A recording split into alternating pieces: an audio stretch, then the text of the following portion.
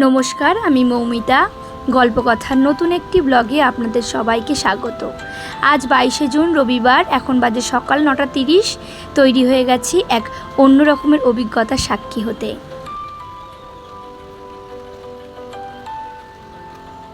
এখন বেরিয়ে পড়েছি।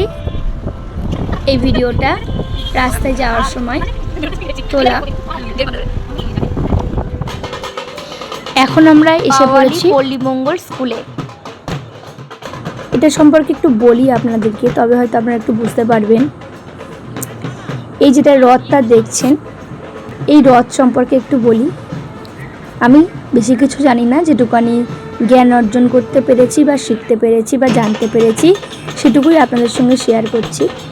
এবছর অর্থাৎ 2025 সাল হচ্ছে ভগবান শ্রী সত্য সাই বাবার 100তম জন্মবার্ষিকী। আর আমরা যারা সারা বছর ধরে তাকে খুব ভালোবাসি বা তার প্রতি ভালোবাসা প্রকাশের নানা রকমভাবে চেষ্টা করি, এই দিব্য রথ হলো সেই ভালোবাসারই এক চেষ্টার আর এক নাম। এই দিব্য রথ ব্যাঙ্গালোরের পুত্তাপুত্তি গ্রাম থেকে চালু হয়েছে, মানে চলা শুরু করেছে।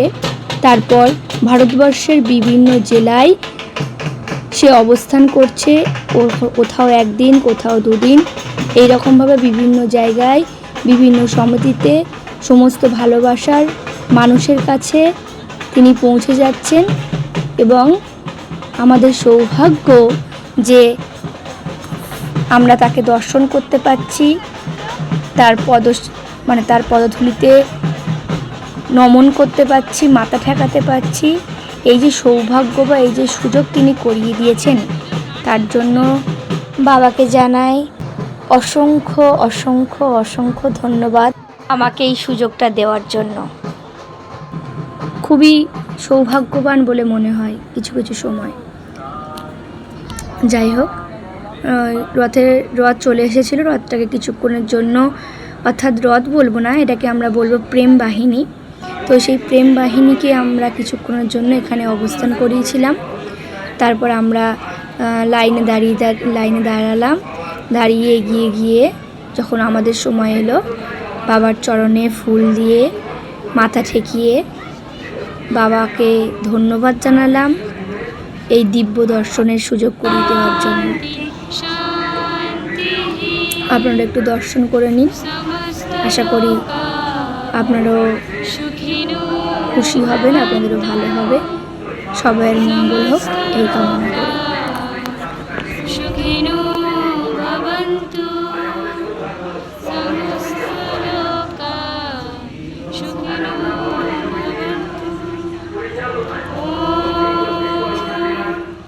একবার শুধু দেখুন কত মানুষের ভিড়, জনসমুদ্র জোগাড় হয়েছে। আমি হয়তো ফোনে সবটা নিতে পারিনি, লাইনে দাঁড়িয়েছিলাম।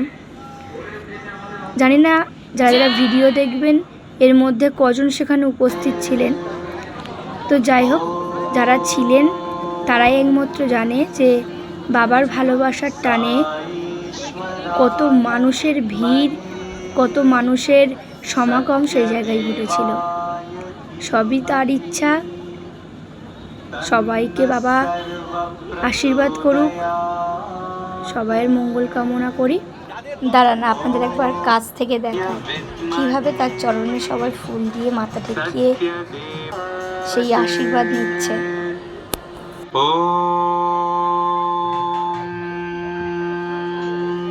যেটুকু পারলাম আপনাদের সঙ্গে শেয়ার করলাম। এখন চলে এসেছি প্রসাদ পেতে। তো আমরা বাওয়ালি পল্লীমঙ্গল স্কুলে ছিলাম, সেখানেই বা সেই স্কুলেই প্রসাদের আয়োজন করেছিল। তো প্রসাদ খাওয়ার পরে আমরা চলে যাব, এবারে যাব আমরা বেহালার ঠাকুর পুকুরে। ওখানেই হবে আমাদের আসল অনুষ্ঠান। তো তার আগে একটু ভিডিও করে নিলাম। এখন বেরিয়ে পড়েছি। আমরা চলে এসেছি যেখানে আমাদের সন্ধেবেলার অনুষ্ঠান হবে, সেই জায়গায়। এখন ভিতরে যাই, তারপর গিয়ে আবার আপনাদেরকে দেখাচ্ছি। চলে এসেছি ভিতরে। এই হলো সেই জায়গা যেখানে একটু পরে থেকেই শুরু হয়ে যাবে অনুষ্ঠান। তো এখন শেষ পর্যায়ের প্রস্তুতি চলছে। চেয়ার পাতা, মাইক টেস্টিং, স্টেজের সমস্ত ইলেকট্রিকের দিক। আজকের ভিডিওটা এখানেই শেষ করছি। দেখুন আলপনাটা কি সুন্দর না? যাই হোক, দেখা হবে আবার আগামীকাল আপনাদের সঙ্গে নতুন একটি ব্লগে। ততক্ষণ আপনারা সবাই ভালো থাকুন, সুস্থ থাকুন এই প্রার্থনা জানাই। আজকের মতো আসছি, টাটা।